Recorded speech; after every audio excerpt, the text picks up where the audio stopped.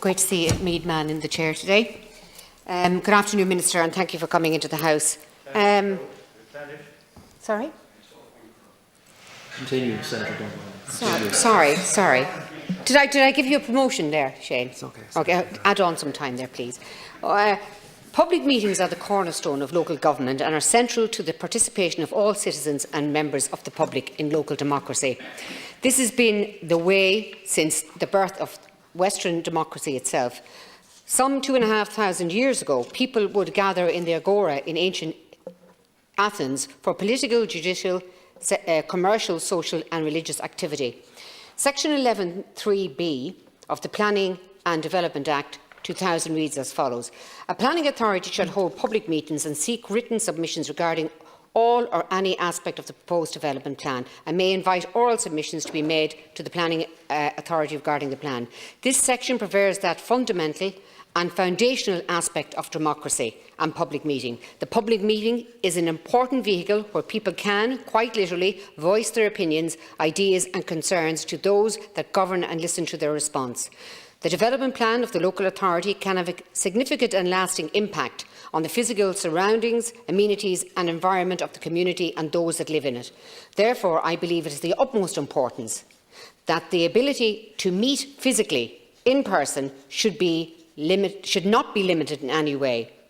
The new section 11(3)(b), as proposed in the section 2 of the Planning and Development Bill 2020 reads as follows. A planning authority, 1, shall consult with members of the public in such manner as it considers appropriate and invite submissions in writing from members of the public in relation to the proposed development plan.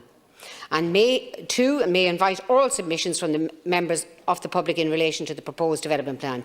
This section would make the holding of a public meeting a matter which is subject to the discretion of the planning authority, and I'm glad that you're going to be bringing an amendment to that. It would no longer be a legal obligation to hold a public meeting when a planning authority is reviewing a development plan. Rather than the authority will merely have to consult with members of the public as it considers appropriate. The manner in which this proposed consultation would take place would be determined completely by the planning authority. I believe this amendment weakens the democratic process. It weakens participatory democracy. By making a public planning optional, it undermines a key cornerstone of local government, one that has existed since the dawn of democracy. I have grave reservations about this amendment, based on my own experience having previously served as for my community as a county councillor.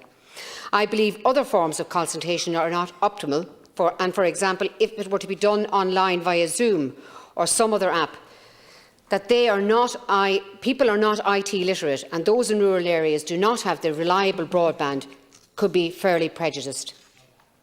Certain demographics would be prejudiced and excluded from the democratic process in the 21st century Ireland. In Ireland, we have 500,000 people that can't even read in this country. Thank you, Minister. That's okay, I'll allow you. Too many people are already being alienated and left behind. We should always be seeking to empower people and to enhance the role of citizens in government and democracy, therefore respecting the subsidiarity principle of the European Union law.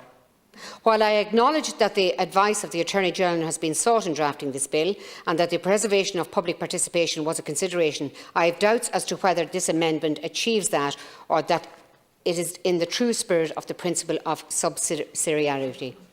Notwithstanding the opinion I have expressed, if this amendment is to be passed, I propose that it is accompanied by a sunset clause. The effect of this proposed sunset clause would be that the amended section 11(3)(b) would expire on the 9th of June 2021, along with all the other COVID-19 restrictions and power, unless it is extended by means of a resolution passed by both the Houses of Oireachtas prior to this date. Minister, can I ask you to clarify if this legislation would affect the amendment stage of the development plan, and if so, how?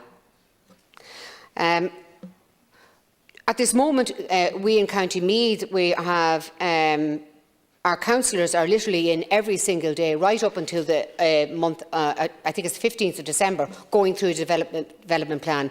It's a huge, humongous task, particularly for new councillors that are after coming on board that haven't got the proper training in relation to development plans, and they obviously are at a loss as a result of that. I also want to note that somebody said about the development plans being really, really important, and in 2014, 17,000 hectares were zoned in this country to deliver 414,000 houses.